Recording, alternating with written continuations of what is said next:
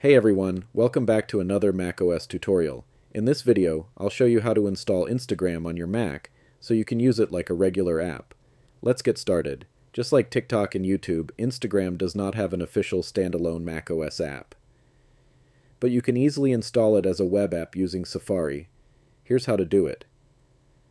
First, open Safari on your Mac. In the address bar, type instagram.com, then press Enter. Once the Instagram website loads, go to the top menu bar and click on File. From the drop-down menu, select Add to Dock. A small confirmation window will appear. Click Add, and that's it. Instagram will now appear in your dock just like a regular app. When you open it, it runs in its own dedicated window, separate from Safari, giving you a clean and focused experience. You can also find it later in your Applications folder, or by searching using Spotlight. And that's how you install Instagram on macOS. If this video helped you, don't forget to like and subscribe for more simple and easy macOS tutorials. Thanks for watching, and I'll see you in the next one.